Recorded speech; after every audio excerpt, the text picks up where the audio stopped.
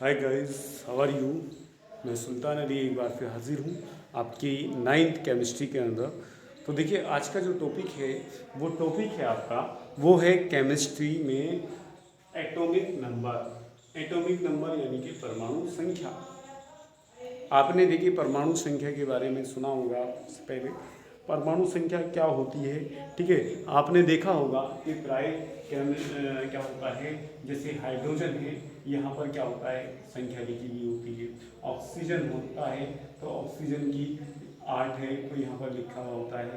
इसी तरीके से बोरोन है, बोरोन की क्या है, हमारी 5 है तो वो यहाँ लिखी हुई है, ठीक है। लिथियम है, लिथियम की 3 है तो वो यहाँ लिखी हुई होती है। इसी तरीके से सल्फर है, सल्फर की क्या है, हमारी जो 16 है वो यहाँ लिखी हुई है। इसी तरीके से ये सब क्या होते हैं, परमाणु संख्या होती है। क्लोरीन जो है वो कहाँ में, ये लिखी हुई होती है। कैल्शियम हमारा 20 ये लिखी हुई होती है। पोटेशियम 19, ठीक है, ये होती है। तो ये सब क्या है, देखिए ये नंबर, ये सब क्या है, ये परमाणु संख्या कहलाती हैं। क्या कहलाती हैं, इनकी परमाणु संख्या कहलाती हैं।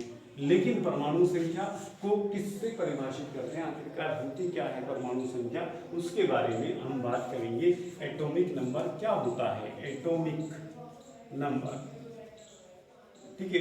तो क्या होता है ये देखिए, अकॉर्डिंग टू बुक के अनुसार आपने यानी कि जो बताया गया है उसमें ये बताया गया कि परमाणु की संख्या जो डिपेंड होती है वो उसके धनावेश पर निर्भर होती है। धनावेश पर निर्भर होती है यानी कि देखिए, जैसे हम मान लें यहाँ पर ये ऑक्सीजन 8 है, ऑक्सीजन 8 होता है तो ऑक्सीजन का परमाणु जो होता है उसके यहाँ पर धनावेश यानी प्रोटोनों में, भाई धनावेश पर होती है। परमाणु संख्या किस पर होती है, परमाणु संख्या जो होती है वो किस पे होती है, धनावेश पर। परमाणु संख्या जो होती है परमाणु के धनावेश पर, परमाणु के धनावेश पर, परमाणु के धनावेश पर, धनावेश की संख्या ये क्या होती है, ये होती है हमारी क्या, परमाणु के धनावेश की संख्या, यानी कि परमाणु संख्या इतनी होती है जितने के परमाणु पर धनावेश होता है। यानी कि धनावेश किस पर होता है, प्रोटोनों पर, यानी प्रोटोनों की संख्या, यानी प्रोटोनों की संख्या, क्या, प्रोटोनों की संख्या। तो जितने प्रोटॉन हैं, जैसे हम ऑक्सीजन के लेते हैं तो ऑक्सीजन हमारा यहाँ पर 8 है तो इसके अंदर 8 प्रोटॉन होते हैं, और इसके अंदर बाहर जो इलेक्ट्रॉन होते हैं वो 1 2 3 4 5 6 7 और यहाँ पर क्लास बना लेते हैं, ठीक है। देखिए यहाँ देखिए, पहली कोष में 2 इलेक्ट्रॉन और दूसरी कोष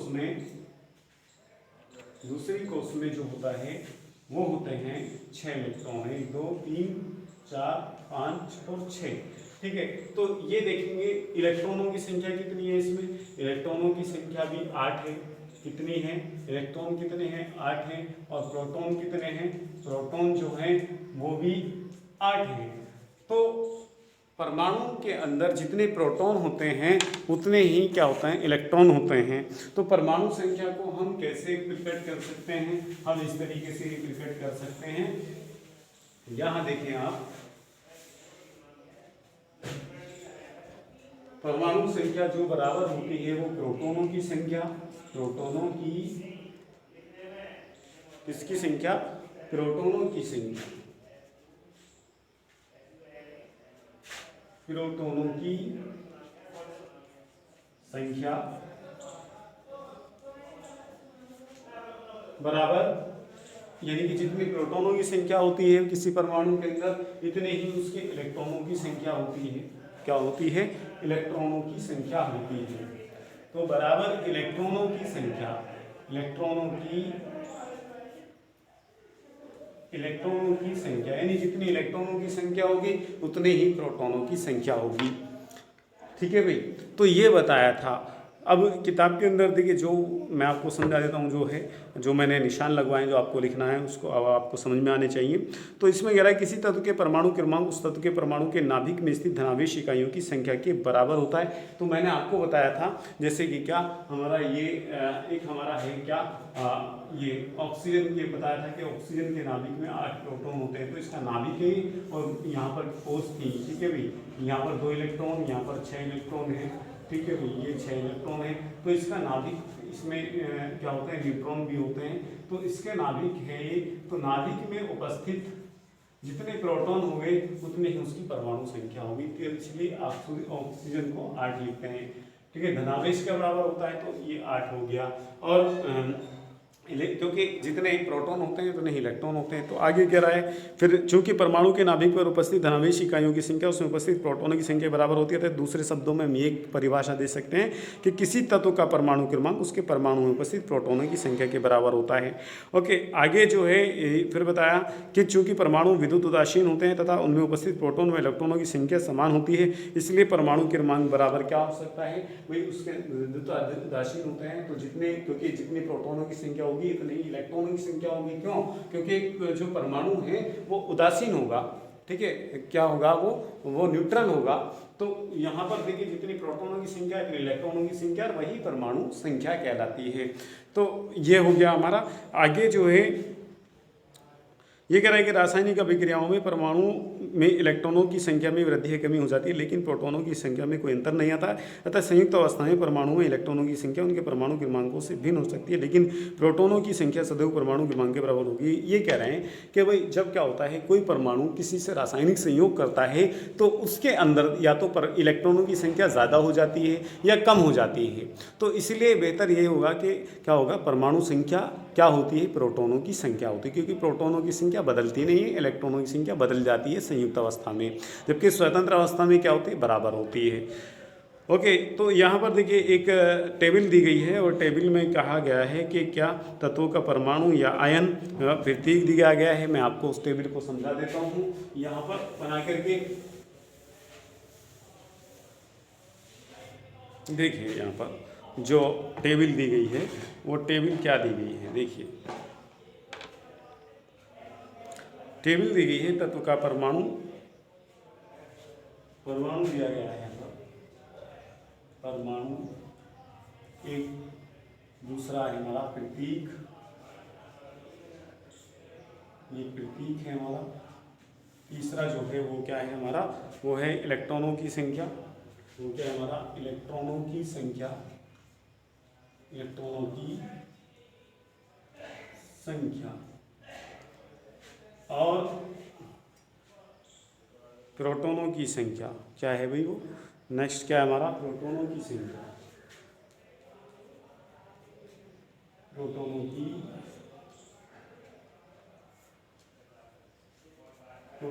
संख्या, ठीक है भाई, ये। और नेक्स्ट जो कॉलम है वो है हमारा परमाणु क्रमांक, क्या है भाई, परमाणु क्रमांक, परमाणु क्रमांक। अब इसमें जो है देखिए यहाँ पर ये एक टेबल बनाई गई है और इस टेबल के अंदर जो है यहाँ कौन कौन से लिए गए हैं, हाइड्रोजन, हाइड्रोजन का धनायन, क्लोरीन, क्लोरीन का ऋणायन। देखिए ये परमाणु या आयन लिए गए हैं, या आयन। अब यहाँ देखिए हाइड्रोजन या हाइड्रोजन का धनायन, क्लोरीन या क्लोरीन का ऋणायन, ये लिए गए हैं, ठीक है भाई। और ये आयरन का परमाणु है और आयरन का धनायन लिया गया है यहाँ पर, आयरन और आयरन का ये धनायन, ठीक है ना, ये आयन लिए गए हैं और यही इसके प्रतीक हैं सब, ठीक है, ये इसके प्रतीक हैं। ये हमारा हाइड्रोजन है, ये क्लोरीन है, ये हमारा आयरन है। इलेक्ट्रॉनों की संख्या हाइड्रोजन में कितनी होती है, इलेक्ट्रॉनों की संख्या 1 होती है, प्रोटॉनों की संख्या भी 1 होती है, तो परमाणु क्रमांक भी 1 होगा, ठीक है। क्लोरीन, ये हाइड्रोजन के प्लस के अंदर इलेक्ट्रॉनों की संख्या क्या होती है, नहीं होती है, इलेक्ट्रॉनों की संख्या 0 होती है यहाँ पर। और यहाँ पर 1 होती है तो इसका परमाणु क्रमांक भी 1 होगा, क्योंकि प्रोटॉनों पर निर्भर होता है। ठीक है भाई, आगे देखिए क्लोरीन का परमाणु जो होता है उसमें इलेक्ट्रॉनों की संख्या 17 होती है, प्रोटॉनों की संख्या भी 17 होगी, परमाणु क्रमांक भी 17 होगा। अब यहाँ पर देखिए एक इलेक्ट्रॉन यहाँ पर फालतू आ जाता है, तो Cl- में इलेक्ट्रॉनों की संख्या जो होगी वो होगी 18। कितनी हो जाएगी, क्योंकि रासायनिक संयोग के द्वारा एक इलेक्ट्रॉन को ले लेता है Cl- आयन, लेकिन प्रोटॉनों की संख्या निश्चित रहेगी 17, तो इसलिए इसका परमाणु क्रमांक भी 17 रहेगा। क्या रहेगा, इसका परमाणु क्रमांक भी 17 रहेगा। आयरन परमाणु जो है, आयरन परमाणु में क्या है देखिए, तो इसका जो इलेक्ट्रॉन की संख्या होती है 26 होती है, प्रोटॉनों की संख्या 26 होगी और इसका परमाणु क्रमांक 26 होगा। ठीक है, लेकिन यहाँ पर देखिए Fe+3 के अंदर क्या होगा, प्रोटॉन बढ़ जाएंगे। यहाँ पर +3 Fe+3 के अंदर +3 के अंदर क्या हो जाता है, प्रोटॉन बढ़ जाते हैं। यहाँ पर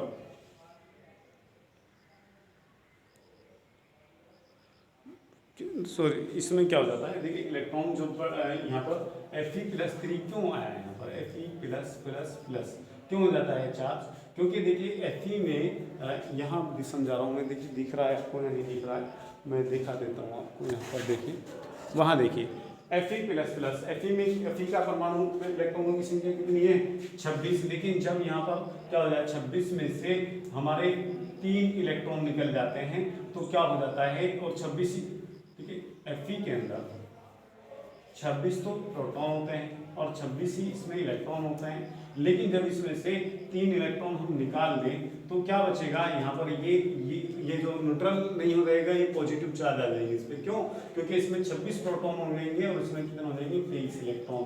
ठीक है, तो इसमें क्या हो जाता है, इलेक्ट्रॉन 3 कम हो जाते हैं, इसलिए प्लस का चार्ज यानी प्लस का चार्ज बढ़ जाता है, तो ये 23 और ये 26 और इसका परमाणु क्रमांक भी 26 रहता है। ठीक है, तो ये थी टेबल आपकी। आज के लिए इतना ही काफ़ी है, कुछ समझ में ना आए तो आप मालूम कर लेना। ओके, फिर मिलते हैं इंशाल्लाह, तब तक के लिए खुदा हाफिज़।